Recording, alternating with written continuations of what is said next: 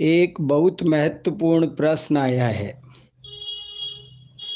प्रश्न है कि जब कर्तृत्व और अकर्तृत्व ये दोनों वस्तु के धर्म हैं, आत्मा के धर्म हैं और दोनों अविनाभावी हैं, दोनों समबल हैं, तुल्य बल हैं।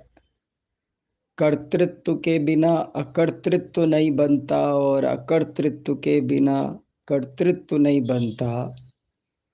दोनों सहभावी हैं। तो फिर निरंतर अकर्तावाद का ही उपदेश क्यों दिया जाता है? उसी की भावना का उपदेश क्यों दिया जाता है? क्या उसी के आश्रय से सम्यक दर्शन की प्राप्ति होती है?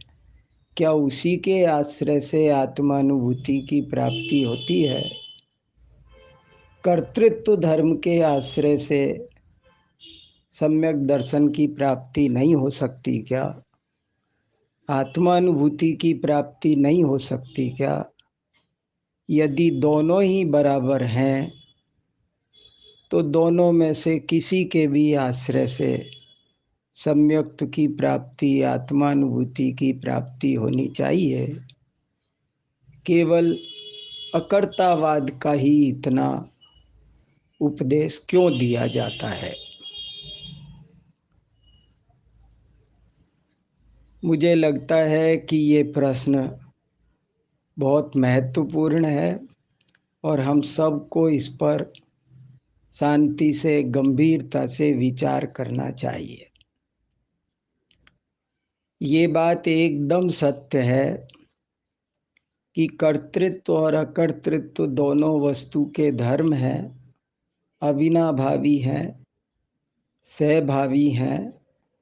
एक के बिना दूसरे की स्थिति नहीं बनती है और वस्तु में दोनों ही तुल्य बल के साथ में विद्यमान हैं। किंतु अब ये प्रश्न है कि फिर अकर्तावाद के ही उपदेश क्यों, उसी की भावना के उपदेश क्यों? तो यहीं हमें थोड़ा ध्यान देकर बात को समझना होगा। दरअसल बात यह है कि अनादिकाल से हमें कर्तावाद का भूत सवार है। मैं करता हूँ, ये करता है, एक दूसरे का करता है, निरंतर हम करता है। कर्तृत्व की भावना तो अनादिकाल से जीव ने भाई है, लेकिन अकर्तृत्व पक्ष की ओर कभी ध्यान नहीं दिया है।